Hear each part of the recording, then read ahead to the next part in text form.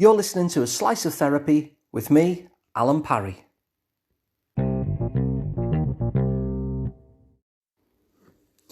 There's a famous story that I read one time in a book, and it was about a general, top general in the US Army. Now, it wasn't an army book, it was, it might have been something by Malcolm Gladwell, that kind of book anyway. And anyway, in this story, the general takes over this top command. And there he is on the first day of his tenure. And he sits there at his desk, and one of his assistants comes in, one of the other army people, and he puts a folder in front of the general. And he says, "General, this has to be the first thing on your agenda to figure out." He said, "It might take you a while because we've been struggling with this decision for the past 8 years. And essentially, we're not sure whether to go with this option, option A, or that option, option B." And the general picks up the folder for option B and said, "This one." And of course, his assistant is like, "Well, you've not actually looked at it yet." And he says, "Listen, you've been struggling with this decision for the past 8 years. You just need to make a decision." And so we made a decision. He said, "If it turns out to be the incorrect decision, I'll make another one. We'll pivot. We'll do something differently. But we'll learn something. For the past 8 years, you've learned nothing about this problem because you've not made a decision." And so knowing that the army had been struggling with this issue and dithering over it for 8 years, the general just made a decision. Didn't even look, just chose one and said, "Enact that, because we're going to be better by making a decision rather than not. Even if it turns out that it wasn't the best one, we can learn from it." And this story comes to mind because it's very common that we can struggle with the anxiety of indecision. I'm sure you've been in a situation before where you just can't decide whether to choose this option or that option. What should I do? And so you choose neither, and this thing hangs over your head for a while, and it's playing round, and it takes energy, and you're not moving forward. You're in this kind of state of paralysis. And so in that sort of situation that we all face from time to time, it can be helpful to think back to that story of the general. Now, whenever I see someone in therapy and they'll bring a problem that they're wanting to sort, I know that there are two ways to look at it. You can kind of look backwards at the problem, or you can look forward to the outcome that you're wanting to create. And in order to find that second one, that overlooked aspect, because people always tend to look to the problem and think, well, how can I kind of wrestle with the problem and eliminate the problem? But in actual fact, what does it look like when you've eliminated the problem? What's the outcome that you want to create that will tell you that the problem is no longer there before? And so it's a way of asking a similar sort of question, but it's very forward focused, and so tends to be very, very helpful.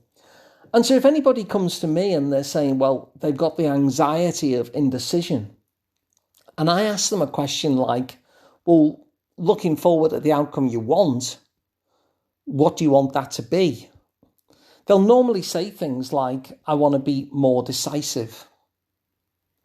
And so when they say to me, well, I want to be more decisive, again, I tend to like to fast forward that and say, okay, so suppose that you are more decisive. Suppose you get to that point. How will you know that you've reached the point where you're decisive? What would you be noticing about yourself that let you realize that you were more decisive? And if that's a difficult question, another way to kind of tackle that is to say, well, let's say you're with somebody who actually already is more decisive. Let's say that you know somebody who is a decisive person, the kind of decisive person that you'd like to become yourself. What is it about that person that tells you that they're more decisive? What do you notice about them that lets you know that they're a decisive person? And the answer to either of those questions tends to come back the same. If I was more decisive, I'd be making decisions. And I'd be making decisions more quickly. And so what my clients are telling me from the get-go there is an inner knowledge that you'll already have, that if you want to be more decisive, what more decisive people do is they make decisions. They don't get caught in the kind of paralysis of indecision. They don't get caught in that anxiety of indecisions. Like the general, they just pick something. They make the decision. And making the decision becomes more important to a decisive person than whether it's the right decision, in inverted commas. Especially because most of the time, a wrong decision can actually be pivoted, can be changed. Like the general said, I'm going to learn more by actually making a decision rather than sitting here scratching my head, because for the past 8 years, the army's learned nothing about this particular topic. Had they have made a decision like this 8 years ago, we'd have 8 years of data now in order to improve on. And so making decisions is the hallmark of a decisive person. Making decisions is in many ways an antidote to that anxiety and paralysis of indecision. Because not only will you learn something from that, but of course, like any skill, you'll get better at it. If you exercise any muscle, that muscle gets stronger. And so as you exercise this decision-making muscle, you actually become more decisive. The writer James Clear once said that every action we take is a vote for the person that we want to become. And that's why it's such a powerful question to start looking forward and saying, well, what is the outcome that I want? And if I had that outcome of being a more decisive person, what is it that I would be doing? Because it identifies for us that what we will be doing is making decisions and making decisions faster. And so once we know that that's what we need to do in order to become that person, then we know what action to take, what vote to cast in favour of that person that we are hoping to become. And the key thing is that as well as getting better at it, so you'll be more skilled at just taking decisions and making decisions quickly, kind of second nature, because that's the way change works. It just becomes second nature after you've practiced it a while. But also, of course, because your decisions become better simply because you're making more. Your ability to pivot after going and taking a decision that didn't work out will be better. Imagine, for instance, that you're driving a car and you go into a friend's house, but you don't quite know where the friend lives, and you're at this junction. And there's a string of cars behind you because it's a busy road. And you're thinking, they live on this street, but do I turn left? Is that where their house is? Or do I turn right? Is that where their house is? And you don't know, so you sit there. And the pile of cars behind you becomes longer and longer, and everyone is beeping and beeping. Now, is that more or less stressful than just saying, well, it's either left or right, let's pick? If you had to sit there with the line of cars behind you, that's going to be a much more stressful situation. You know, you sat there 20 minutes on, you still don't know. You haven't got any more information about whether your friend lives to the left or to the right. What would be far less stressful is to do what the general did and just pick one. So you'll indicate left and you'll just go. And if in a few yards you see your friend's house, then hooray, you've made the right decision and you can park up and go to their house and have the evening you intended. And if you don't see it, you just do a U-turn, make a fresh decision, do the U-turn, and you'll be at their house anyway. And so you'll become far more skilled at making decisions, making new decisions when the old decision is proved to not be the best. And that anxiety and paralysis of indecision will be left behind. And so to summarise, We looked at the way the general handled that particular decision, that everyone in the army had been stuck in the paralysis of indecision about for 8 years, and before even looking at the information, he just picked one. And everyone felt better for the fact that he did.